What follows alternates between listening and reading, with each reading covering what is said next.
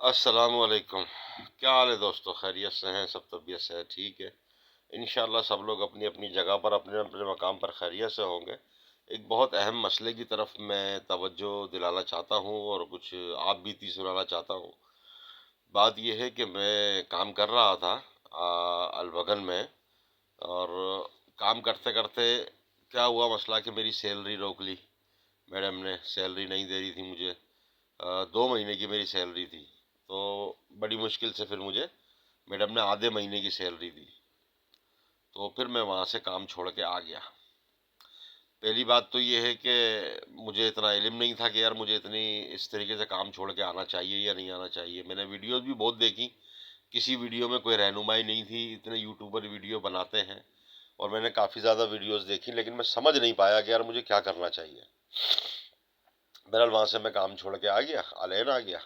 अलेन में यहाँ पर जवाजात है, यानी कि लेबर कोर्ट है। लेबर कोर्ट में जाके मैंने उनको कहा कि भाई मेरे साथ ये मसला है, मुझे पैसे नहीं मिल रहे टाइम पर, और मुझे जुम्मे को भी छुट्टी नहीं मिलती है, मुझे ईद पर भी काम करना पड़ता है, मेरी कोई छुट्टी नहीं है, और मेरे साथ ये मसले मसाइल हैं और मैं परेशान हूँ। तो उन्होंने कहा कि भाई हम जो है ना आपको एक नंबर दे रहे हैं, आप इस नंबर पे कॉल करके अपनी शिकायत जो है दर्ज करवा सकते हैं। हम अपने ऑफिस में, अपने दफ्तर में, अपनी लेबर कोर्ट में आपकी डायरेक्ट शिकायत नहीं ले सकते हैं। अब ये ऑनलाइन कर दिया गवर्नमेंट ने सिस्टम। मैंने बोला ठीक है। उन्होंने नंबर दिया, मैंने उस नंबर पे कॉल की और मैंने अपना मसला बताया। उन्होंने मेरा आईडी नंबर मांगा, उन्होंने मेरा पासपोर्ट नंबर मांगा, नाम, बल्दियत सारी मालूम करके उन्होंने मेरा केस फाइल कर दिया। मुझे एक मैसेज भेज दिया, बोला आपका मैसेज आ गया, आपके पास पहुंच गया है और अब आपको जो है आपका केस फाइल हो गया है, आपके अरबाब से बात की जाएगी। वो क्या करते हैं कि 5-6 दिन तक, 7 दिन तक कोशिश करते हैं कि भाई एक तरफ जो है ना जो अरबाब है उसको बिठाते हैं, एक तरफ जो है वो नौकर जो है उसको बिठाते हैं, बीच में खुद बैठ जाते हैं और फ़ोन पे बात करते हैं कॉन्फ्रेंस कॉल में। और ये बात की जाती है कि भाई आपका जो नौकर है उसके ये मसले मसाइल हैं, वो आपके बारे में ये बोल रहा है। और फिर अरबाब जो बोलेगा तो वो उसका तर्जुमा करके उस नौकर को बताएंगे, भाई आपका अरबाब ये आपके साथ बारे में बोल रहा है। तो मैंने कहा भाई मेरा जो अरबाब है उसके साथ तो मेरा कोई मसला नहीं है, अरबाब की जो बेगम है उस वो मुझसे काम बनवाती है ना, उसके साथ मेरा मसला है। तो बोला भाई ठीक है, लेकिन वीज़ा तो आपके अरबाब ने आपको लगा के दिया है, उसी के साथ बातचीत होगी। अब उन्होंने 6-7 दिन तक कोशिश की, मुझे फ़ोन करते रहे, हर एक दिन छोड़ के एक दिन वो मुझे फ़ोन करते थे कि भाई वो आपके क्या मुतालबात हैं, मैं उनको बताता था। फिर एक दिन छोड़ के एक दिन मुझे फ़ोन करते थे, अब आपके क्या मुतालबात हैं, मैं उनको बताता था मेरे ये मुतालबात हैं। इसी दौरान क्या हुआ कि मैडम की बेटी को पता चला कि भाई जो हमारा नफ़र है, एम्ब्रॉयडरी वाला है, वो हमारे पास से भाग गया है। और क्यों भाग गया है वो भी उसको पता चल गया, क्योंकि उसके ड्राइवर पाकिस्तानी है, उसको मैंने सारी बात बता दी थी मेरे साथ क्या हुआ है। तो मैडम की बेटी ने मेरे पैसे आधे महीने के भेज दिए मुझे, और 2 महीने पहले के नवंबर के 50 दरम मेरे बाकी थे वो भी भिजवा दिए, ड्राइवर को बोल के ना कि भाई इसके पैसे इसको दे दो और इसको भिजा दो ये पैसे। उसने बैंक के जरिए मुझे पैसे भिजा दिए। तो इसका मतलब है मेरी 2 महीने की सैलरी बाकी थी, उसमें से मुझे 1 महीने की सैलरी मिल गई। केस चल रहा है अभी, बीच में केस बातचीत चल रही है, अदालत में नहीं गया केस, सिर्फ बीच में बातचीत चल रही है। वो क्या करते हैं, अदालत में ले जाने से पहले बीच में बातचीत होती है, बातचीत करवाते हैं, काउंसलिंग करते हैं और कोशिश करते हैं बातचीत से मसला हल हो जाए। तो अभी बस केस उसमें बीच में चल रहा था। इस दौरान मुझे पैसे मिल गए, 950 दरम। तो मेरे दो मसले हल हो गए। तो 1 महीने की सैलरी मिल गई, एक मेरे पहले के 50 दरम बकाया तो वो मिल गए। अब क्या हुआ, मेरा पाकिस्तान आने से पहले मैडम ने बोला था 500 दरम मुझे भेज दो, तो मैं तुम्हारा टिकट करवा देती हूँ, और तुम जब आओगे तो मैं तुम्हें वो तुम्हारे 500 दरम दे दूंगी। तो उसमें से मैडम ने 300 दरम मुझे दे दिए, 200 मेरे बाकी हैं। तो मैंने कहा यार मेरे 200 दरम बाकी हैं, वो मुझे चाहिए। और यहाँ क्या होता है कि कानून है कि आप 1 साल अगर काम करोगे किसी के पास भी, तो 1 साल में 11 महीने आपका आप काम करो, 1 महीना आपको छुट्टी मिलेगी, उस छुट्टी का भी आपको सैलरी मिलेगी। अब ये कानून है, लेकिन इस पर अमल कोई भी नहीं करता और गवर्नमेंट करवाती भी नहीं है। अच्छा, मैंने तो मैडम के पास 18 महीने काम किया। 18 महीने काम किए, 1 महीने की मैंने 18 महीने काम करने के बाद 1 महीने की मैंने छुट्टी ली। उसने मुझे आने जाने का टिकट करवा के दिया और मैं पाकिस्तान से होके आ गया। अब जो 1 महीना मैंने छुट्टी की है उस महीने के मुझे पैसे मिलने चाहिए, वो पैसे नहीं दे रही, बोले मैं 1 महीना छुट्टी के पैसे तेरे को नहीं दूंगी। तो मैंने जो है 1 महीना वो नहीं दे रही थी, इसके अलावा 1 महीना और रोक लिया था मेरा पैसा। बोला तो 11 तारीख को आया ना, मैं तेरे को आधे महीने के पैसे दूंगी। मैंने कहा मैं 8 तारीख को गया था, 11 तारीख को आया हूँ, 4 दिन की छुट्टी है, 4 दिन के पैसे काट ले, 1 महीने के पैसे नहीं काट, आधे महीने के नहीं काट। तो उसने बोला नहीं मैं तो आधे महीने के काटूंगी। बहरहाल वो जिद्दी है, औरत है, जिद की उसने, और मैं वहां से, मेरे को काम नहीं करना था उसके पास से, मैं इसलिए वहां से भाग के आ गया। अब क्या हुआ कि जो है ये काउंसलिंग वाला मामला चलता रहा, और प्रॉपर तरीके से कोर्ट में केस नहीं गया, और काउंसलिंग होती रही। तो उन्होंने मुझे बताया आपका अरबाब फ़ोन नहीं उठा रहा, तो आप इस केस को आगे लेके जाना चाहते हो? तो मैं ये समझ रहा था कि इमारात का कानून जो है वो बेहतरीन कानून है, यहाँ पर अदल और इंसाफ का कानून है, यहाँ पर हर बंदे को इंसाफ मिलता है। तो मैंने कहा हाँ भाई मैं केस आगे लेके जाना चाहता हूँ। उन्होंने मेरा केस आगे रेफर कर दिया अदालत के अंदर। अच्छा, जब रेफर किया तो उन्होंने कहा भाई आपके पास जितने भी डॉक्यूमेंट्स हैं, सबूत है, वो हम आपको एक लिंक फराहम करेंगे, उस लिंक के अंदर आप ये सारे डॉक्यूमेंट्स और सबूत वगैरह डाल देना, तो अदालत उनको देख लेगी। उन्होंने मुझे कोई लिंक, कोई कुछ भी फराहम नहीं किया। तो जब नहीं किया तो मैंने कोई सबूत वगैरह डाले नहीं उसके अंदर। अब वो अदालत में केस चला गया, और अदालत में केस चला गया, 2-3 दिन के बाद वहां से फैसला आ गया कि जो ना ये जो बंदा बोल रहा है, अच्छा जो बातें मैंने बोली थी ना उस तरीके से उन्होंने लिखी नहीं, बातों को कुछ ही और तरीके से लिख दिया। ये बंदा मुल्क जाने के लिए टिकट मांग रहा है, और टिकट के लिए जो ना ये पूरा टिकट नहीं मांग रहा, ये बोला टिकट के 200 dirham दे दो, मुझे मुल्क जाना है। हालांकि मैंने ऐसी कोई बात ही नहीं की। और ये बंदा 1 महीने की सैलरी मांग रहा है, और सैलरी मांगने के लिए इसको डॉक्यूमेंट फराहम करने चाहिए कि मुझे सैलरी नहीं मिली है। और भाई डॉक्यूमेंट कहाँ से फराहम करूंगा? मुझे कोई सैलरी मिलती है तो रसीद थोड़ी होती है कि भाई तेरे को ये सैलरी मिल गई और ये तेरी रसीद है। जैसे दुकानदार जब जब मकान दुकान का किराया देता है, या मकान वाला मकान का किराया देता है, किराया देने के बाद उसको एक रसीद मिलनी चाहिए, एक स्लिप मिलनी चाहिए। नहीं मिलती, कोई भी नहीं देता, ना यहाँ देता है ना वहाँ देता है। यहाँ तो बैंक का सिस्टम है ना। यहाँ क्या है, इमारात में, सऊदीया में आपकी दुकान किराए पे लोगे, और वो दुकान आप जो है वो उसका किराया दोगे, तो आपको 1 साल का किराया देना पड़ता है। तो यहाँ पे तरतीब क्या होती है कि आपने 3 महीने के उसको 3 चेक दे दिए। अब 3,000 dirham जैसे मिसाल के तौर पर, या 3,000 रियाल दुकान का किराया है। आपने 3,000 रियाल 1 जनवरी, 3,000 फरवरी, 3,000 मार्च, ये 3 महीने के आपने उसको चेक दे दिए। वो 3 महीने तक वो चेक कैश कराता रहेगा, अपने इस्तेमाल में लेता रहेगा। मार्च का महीना जब खत्म होगा तो फिर आपसे वो 3 चेक ले लेगा दोबारा। तो फरवरी, जनवरी के बाद जनवरी, फरवरी, मार्च, अप्रैल, मई, जून, फिर 3 महीने के चेक ले लेगा वो। कोई कोई 6 महीने के बंदा चेक देता है, कोई कोई पूरे साल के चेक दे देता है। ये सेटिंग होती है। तो उसके पास सबूत होता है कि भाई ये मैंने इसको चेक दिए हैं, उसने चेक कैश करवाए हैं, उसका अदालत में जाने का, चेक कैश करवाने का सारा रिकॉर्ड होता है, ये सारे सबूत होता है। लेकिन जो है, अगर एम्प्लॉय कोई किसी कंपनी में बंदा काम कर रहा है ना, तो कंपनी उसको सैलरी देती है, उसको कार्ड बना के देती है, सैलरी कार्ड। वो जाता है बैंक से पैसे निकाल लेता है, उसके पास सबूत होता है, पैसे निकाले, रसीद मिल जाती है उसको, बैंक के वीडियो कैमरे में आ जाता है वो, और हर तरह से सबूत होता है। लेकिन जो बंदे घरों में काम करते हैं या छोटी मोटी दुकानों में काम करते हैं, उनको उनका अरबाब हाथ से सैलरी देता है, ये ले भाई तेरे पैसे, ये पकड़ा। तो वो कोई सबूत थोड़ी होता उसके पास कि मुझे पैसे मिल गए हैं, और देने वाले के पास भी कोई सबूत नहीं होता कि मैंने पैसे दिए हैं इसको। बस वो बातचीत आपस में होती है, ईमानदारी पे काम चल रहा होता है। ऐसे ही मुझे मेरी मैडम हर महीने ड्राइवर के हाथ सैलरी देती थी, कभी खुद आके देती थी, कभी मुझे घर पे बुला के पैसे देती थी। तो ऐसे कहानी चल रही थी। अब अदालत बोल रही है कि भाई आप जो है वो, आप सबूत दिखाओ कि आपको सैलरी नहीं मिली 1 महीने की। मैं सबूत कहाँ से दिखाऊं, कैसे दिखाऊं? और अदालत में, किसी भी महकमे में, इनके बहुत सारे महकमे हैं, जैसे लेबर कोर्ट है, जैसे तहसील है, जैसे आमिर सेंटर है, जैसे तदमीर है, इस तरह के काफ़ी सारे सेंटर हैं। मुख्तलिफ सेंटरों में मुख्तलिफ किस्म के काम होते हैं, वहाँ लेबर जाती हैं। मैं मुख्तलिफ जगहों पर गया हूँ, बहुत धक्के खाए मैंने, बहुत ख्वारी की है। 300-400 dirham मेरे ये इन इन ऑफिस में जा जाके, टैक्सियों में, बसों में, इसमें ही मेरा खर्चा हो गया, सिर्फ आने जाने में। तो लेकिन कहीं भी जा रहा हूँ वो अरबी में बात कर रहे हैं। मैंने उनसे कहा भी भाई 18-20 लाख पाकिस्तानी है यहाँ पर उर्दू बोलने वाले, और तकरीबन 25 लाख इंडियन है हिंदी बोलने वाले। तो आपके पास कोई उर्दू हिंदी बोलने वाला बंदा होना चाहिए जिससे हम बातचीत कर सकें, और जिसको हम अपना मसला समझा सकें। हमको प्रॉपर तरीके से अरबी नहीं आती है। तो वो हर ऑफिस के अंदर अरबी लोग बैठे हुए हैं, और अरबी में ही बात कर रहे हैं वो। अगर वो किसी और मुल्क के भी है ना, तो वो जिस तरीके से वो बैठे हुए हैं और बात कर रहे हैं, तो वो अरबी सीख साख के बैठे हुए हैं वहाँ पे, उसी तरीके से बात कर रहे हैं। और अगर अगर आपको अरबी नहीं आती तो आप किसी को लेके जाओ अपने साथ। और यहाँ पर नौकरी पे सब लोग, किसको लेके जाओगे आप अपने साथ? आप किसी को लेके नहीं जा सकते, तो आपको ये करना पड़ेगा कि आप फ़ोन पे किसी से बात कराओ, वो आपकी बात सुनेगा, फिर उसको अरबी में बताएगा, फिर उसकी बात सुनेगा, आपको उर्दू में बताएगा।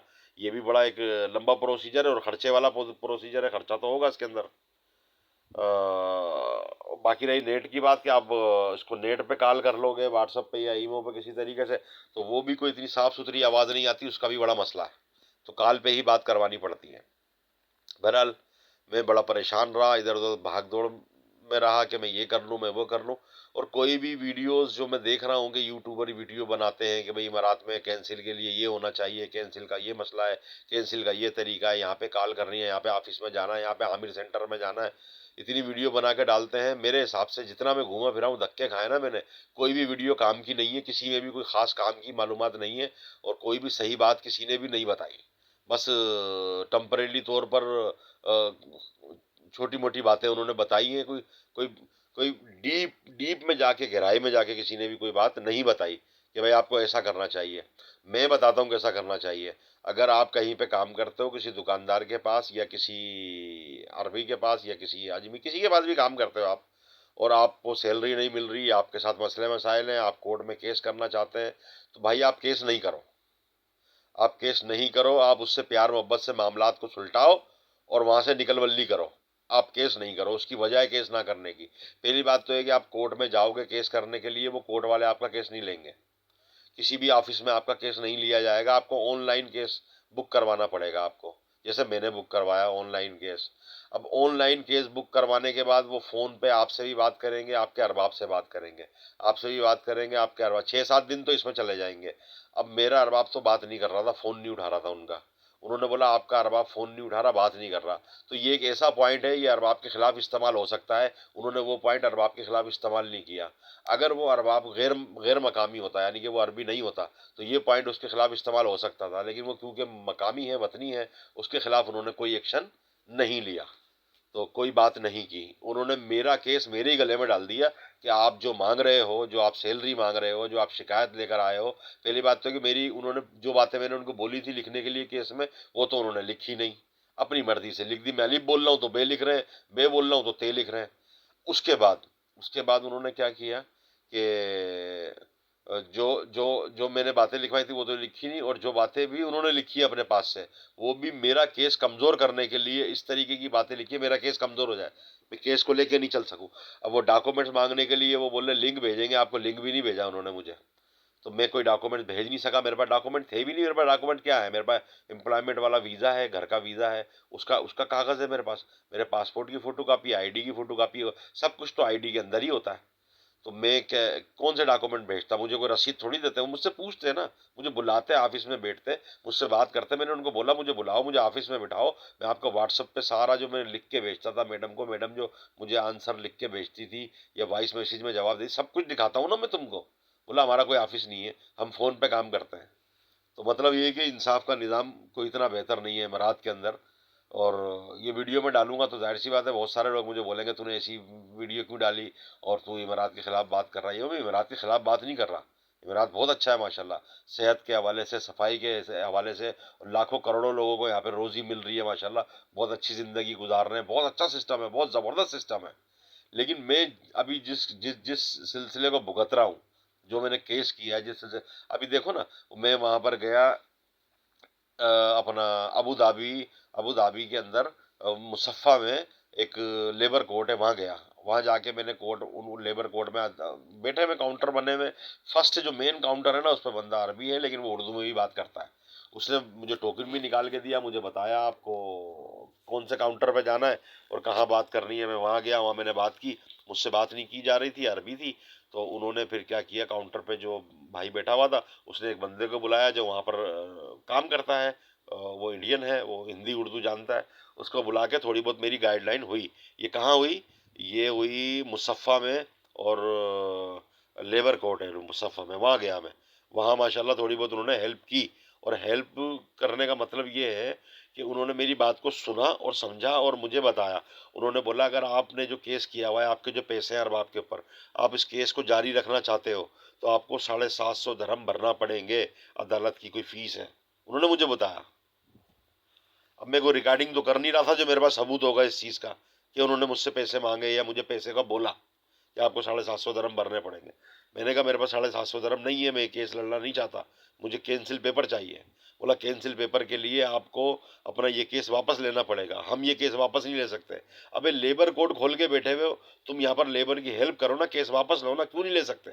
बोला आप फ़ोन करो, आप इस नंबर पे फ़ोन करो, उनको फ़ोन करके बताओ, अब वो आपका जो ना केस वापस लेंगे। या तो उन्होंने ये बोला कि आप जो ना आपका अलेन का वीज़ा, आप अलेन चले जाओ, अलेन में लेबर कोर्ट है, वो आपका मसला हल करेंगे। जब अलेन के लेबर कोर्ट में आया हूँ तो आपको पता 3.5 घंटे का सफ़र है बस के अंदर, 40 दरम का किराया है, फिर पानी की बोतल, फिर खाना पीना, कोई रास्ते में बंदा चाय पानी बिस्किट कुछ ना कुछ तो खाता है ना, और मेडिसिन चल रही है, शुगर का मरीज हूँ, 50 मसले हैं।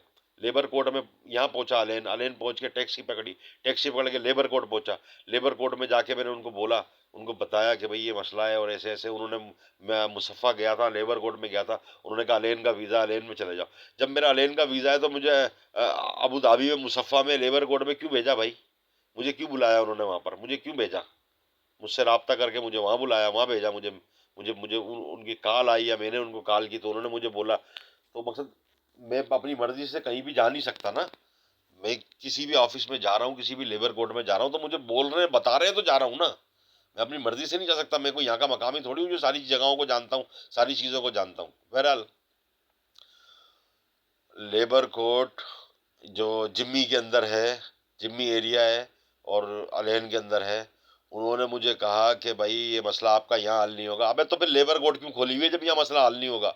बोला इंजाज में जाओ। इंजाज कहाँ है? मुसफ़ा में। मुसफ़ा में कोई मॉल है, उसके अंदर इंजाज है, वहाँ जाओ। अब इंजाज में जा रहा हूँ, बोला कागज़ लिख के, टाइपिंग करके, और मैं आपका जो आप केस ख़त्म करना चाहते हो तो वो लिख के मैं डालूंगा, वहाँ भेजूंगा मतलूबा डिपार्टमेंट में, उसके 220 दरम लगेंगे। मेरे पास तो 220 दरम थे ही नहीं जेब में, मैं 220 दरम कहाँ से दूंगा? अबे लेबर तुम्हारे मुल्क में, तुम 5 करोड़ से ज्यादा लोग यहाँ पर लेबर के तौर पे काम कर रहे हैं, उनकी हेल्प करने के लिए गवर्नमेंट को कुछ सिस्टम ऐसा बनाना चाहिए उनको परेशानी नहीं हो। कितनी परेशानी हो रही है, यहाँ से वहां जाओ, वहां से वहां जाओ, वहां से वहां जाओ, वहां से वहां जाओ, घन चक्कर बना दिया, बिल्कुल परेशान कर दिया। अब इंजाज वाला, मैंने बोला भाई 220 दरम तो मेरे पास नहीं है। बोला तदमीर में चले जाओ, ताशीर में चले जाओ। वहाँ चले गए तो वो बोल रहे हैं फलाने काउंटर पे चले जाओ। वहाँ चले गए तो वो बोल रहे हैं यहाँ काम नहीं होगा आपका, आप दोबारा जो ना लेबर कोड लेन में चले जाओ। अबे भाई वहाँ से तो आया हूँ, उन्होंने इंजाज में भेजा, इंजाज ने ताशीर में भेजा, ताशीर वाले बोल रहे ताबीर में चले जाओ, ताबीर वाले बोल रहे दोबारा इंजाज में चले जाओ। भाई मैं पागल हो गया, मैं तो घन चक्कर बन गया। मैं तो वहां से निकला, और निकल के मैं मार्केटों में से इधर उधर से घूमता घामता, मेरे को एक ट्रेवल एजेंसी वाले की दुकान मिली, और वहाँ पे मुख्तलिफ लोग बैठे हुए थे। मैंने ट्रेवल एजेंसी वाले से बोला भाई पाकिस्तान का टिकट कितने का होगा, कोई 4-5 दिन के बाद का टिकट मुझे बता दो कितने का हो रहा है। बोला 370 दरम का होगा, 4-5 दिन के बाद का टिकट हो जाएगा, 370 दरम का होगा, 40 किलो आपका लेगेज होगा, और 7 किलो आपका हैंड कैरी होगा, तो आप जो ना जा सकते हो। मैंने बोला ठीक है। मैंने टिकट तो नहीं करवाया, खाली मालूमात की, मेरी जेब में अभी इतने पैसे नहीं थे कि मैं टिकट करवा लूँ। मैंने क्या किया, मैंने जो है वो वहाँ से मैं निकला, और निकल के फिर अलेन में जहाँ मैं रुका हूँ, मेरे रिश्तेदार हैं, तो मैं वहाँ आ गया। वहाँ मैंने खाना वाना खाया। और अच्छा हाँ, रास्ते में मुझे एक अफ़गानी मिला। एक अफ़गानी मिला, बहुत प्यारा भाई था, बहुत प्यारा भाई माशाल्लाह, अल्लाह पाक उसको जज़ाए खैर दे। उसने देखा मुझे, उसने बोला भाई तू मुंह लटका के क्यों घूम रहा है यहाँ पर, अजीब व गरीब तेरी कंडीशन हो रही है, क्यों परेशान है? मैंने उसको बताया मेरे साथ ये मसला है, मेरा मेरा केस चल रहा है। उसने बोला मेरी सामने टाइपिंग की दुकान है, तू मेरे साथ आ जा, मैं तेरी हेल्प करता हूँ। मैंने बोला भाई पैसे कितने लेगा ये बता दे, मेरी जेब में ज़्यादा पैसे नहीं है। उसने बोला पैसे नहीं लूंगा तेरे से, तू टेंशन मत ले, आ जा मेरे पास। उसने फिर मेरी सारी बात सुनी, 1 घंटा लगाया उसने। सारी बात सुनने के बाद उसने मुझे बोला कि भाई हमारे ऑफिस के सामने फलां ऑफिस है, आप इसमें भी जा सकते हो, उसके बराबर में इस तरफ एक तदमीर आलों का ऑफिस है, वहाँ भी जा सकते हो, तो वहाँ जाके भी आपका मसला हल हो सकता है, और आप वहाँ जाओ, वहाँ जाके बात करो। मैं वहाँ गया, अल्लाह का शुक्र है वहाँ पर एक इंडियन बंदा बैठा हुआ था, और वो अरबी भी जानता है, हिंदी भी जानता है। उसको मैंने सारी बात बताई अपनी। उसने कहा भाई मैं आपको सीधा सीधा बात बताऊं, आपका मसला कैसे हल होगा? आपका कैंसिल वाला मसला हल नहीं होगा अभी, आपने केस किया हुआ कोर्ट में, आप केस वापस लो अपना पहले। जो एक केस जब होता है ना, इस के केस के ऊपर दूसरा केस नहीं होता।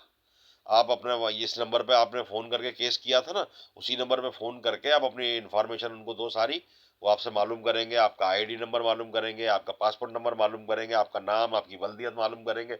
आप उनको बता के उनको बोलो मैं अपना केस वापस लेना चाहता हूँ, ख़त्म करना चाहता हूँ, और मुझे ना कैंसिल पेपर चाहिए, उसके लिए मैं अलग से केस करना चाहता हूँ। तो पहले वो आपकी इन्फॉर्मेशन लेंगे, फिर आपका केस ख़त्म करने के लिए वो सिस्टम में डालेंगे कि भाई ये केस ख़त्म करना चाहता है बंदा। फिर आपका केस ख़त्म होगा, आपके पास मैसेज आएगा, जब मैसेज आ जाएगा फिर आप उनको कॉल करना। फिर आप उनको कॉल करके बोलना कि मुझे यार कैंसिल पेपर चाहिए। तो फिर वो कैंसिल पेपर के लिए आपकी रिक्वेस्ट डालेंगे दोबारा से आपसे सारी इन्फॉर्मेशन, सारी मालूमात लेंगे। फिर कैंसिल पेपर के लिए आपकी रिक्वेस्ट डालेंगे। फिर 3 दिन लगेंगे, रिक्वेस्ट आपकी वहाँ चली जाएगी, 3 दिन लगेंगे उसके अंदर। 3 दिन का प्रोसेस मुकम्मल होने के बाद आपको मैसेज आएगा, या आप उनसे कॉल करके पूछना भाई 3 दिन हो गए अब क्या करना है।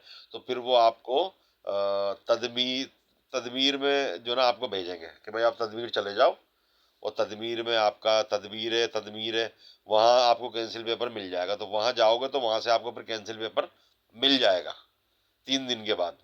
क्योंकि अरबाब आपका कैंसिल नहीं भी करेगा तो 3 दिन के बाद गवर्नमेंट कर देगी आपको कैंसिल। गवर्नमेंट के पास ये पावर है, या ये ताकत है। तो मैंने इतनी सारी जो बातें बताई है ना, अल्लाह जानता है मैं इस हुकूमत की या इस मुल्क की बुराई नहीं कर रहा हूँ। मैंने यहाँ पर रिस्क खाया है, यहाँ का नमक खाया है, तो नमक हरामी तो मैं कर नहीं सकता। लेकिन सच बोलने से मैं रह नहीं सकता। सच मैं बोल रहा हूँ, सच मैं बता रहा हूँ। और मैं बुराई की नीयत से नहीं बता रहा, मैं इस नीयत से बता रहा हूँ कि लोग यूट्यूब पर वीडियोस बनाते हैं और वो सही तरीके से लोगों को इन्फॉर्मेशन नहीं देते कि भाई आपने करना क्या है, आपने करना क्या है, वो सही तरीके से बताते ही नहीं है। और मैं जो भुगतते के बैठा हूं ना सारी चीजें, मैं बता रहा हूँ कि आपने करना क्या है। आपने करना ये है कि किसी पे केस नहीं करना। केस करोगे, केस को लड़ने के लिए जो ना हाथी घोड़े खोलने पड़ जाएंगे आपको, और खर्चा भी होगा और भागदौड़ भी बहुत होगी। या तो अगर आप अरबी आरिफ हो, अरबी लिख पढ़ना जानते हो, अरबी लिखना जानते हो, अरबी बोलना जानते हो, तो आप केस कर सकते हो। और आप खर्चा करना जानते हो, आप खर्चा कर सकते हो। अभी 2000 दरम के लिए 500 दरम में खर्च कर चुका हूँ। 2000 या 2100। पहले तो मेरे अपना 3000 कुछ दरम बन रहे थे, लेकिन बाद में मिल गए ना थोड़े बहुत पैसे। मैडम की बेटी ने भिजवा दी ड्राइवर के हाथ, अल्लाह पाक उसको जजाय खैर दे। लेकिन अब जो मेरे 2100 दरम बचे हैं, 1900 दरम मेरी सैलरी है, 200 दरम मैडम के ऊपर मेरे उधार है। तो वो उस तरीके से उन्होंने लिखे भी नहीं है, उस तरीके से मुझे वो मिल भी नहीं सकते मुझे इस तरीके से। मुझे उसके लिए केस लड़ना पड़ेगा। केस लड़ने में 1000, 1200, 1500, 2000 दरम मेरे लग जाएंगे, और हो सकता है ज़्यादा भी लग जाए, और फिर जाके मुझे वो पैसे मिलेंगे बड़ी मुश्किल से, और हो सकता है ना भी मिले। क्योंकि यहाँ का जो निज़ाम इंसाफ है ना, उसका जो तरीक़ेकार है, वो परदेशियों के लिए, और जो ज़्यादा अरबी नहीं जानते या थोड़ी बहुत भी नहीं जानते, उन सब के लिए बहुत परेशान कुन तरीक़ेकार है। और वो बंदा उसको अफोर्ड नहीं कर सकता। किसी पे केस नहीं करो, किसी के ऊपर केस नहीं करो, प्यार मोहब्बत से अपने मामलात को सुलझाने की कोशिश करो। मेरे से बहुत बड़ी गलती हो गई जो मैडम के पास से भाग के आ गया मैं। वहीं बैठ जाता मैडम के पास। मैडम को बोल तो दिया था मैंने कि तू पैसे नहीं दे रही, मैं खाना खाना पका नहीं सकता, खा नहीं सकता, मेरे पास पैसे नहीं है, तो खाना नहीं खाऊंगा तो काम कैसे करूंगा। तो वहीं बैठ जाता और काम नहीं करता, और बैठा रहता, और बोलता मैं, ये मेरा जो हक बनता है मुझे दे दो, मुझे पैसे दे दो मेरे जो बनते हैं, तो मैं काम करूंगा। पैसे नहीं दोगी तो मैं काम नहीं कर रहा, और या तो मुझे कैंसिल कर दो, मैं चला जाता हूँ यहाँ से। तो जब तुम किसी इंसान का काम ही नहीं करोगे तो वो आपको या तो आपके पैसे दे देगा, जो आप फिर आप काम करोगे। अगर वो नहीं देगा, पैसे नहीं देना चाहता, तो आपको कैंसिल कर देगा। तो आप कहीं और चल जाके तो काम कर सकते हो ना। या अगर वो कैंसिल के साथ साथ आपके ऊपर रूफ लगा देता है, आपके ऊपर कोई ऐसी स्टैंप लगा देता है कि आप यहाँ रह नहीं सकते, काम नहीं कर सकते, फिर भी कम से कम आप सुकून से अपने मुल्क तो चले जाओगे ना। और बाकी केस करने के बाद आप अगर ये सोच रहे हो कि मैं केस कर लूँ और मैं अपने पैसे भी निकलवा लूंगा और मैं केस जीत जाऊंगा और मैं सुकून से जिंदगी गुजारूंगा, और ये गवर्नमेंट ने बोला 14 दिन में आपका केस निपटा देंगे और ये हो जाएगा वो हो जाएगा, ये सब ख्वाब है, खाम ख्याली है। इन चक्करों में नहीं पड़ना भाई, मेहरबानी करके। मैं तो भुगत के बैठा हूँ। ठीक है भाई लोग, अल्लाह हाफिज़, अस्सलाम वालेकुम।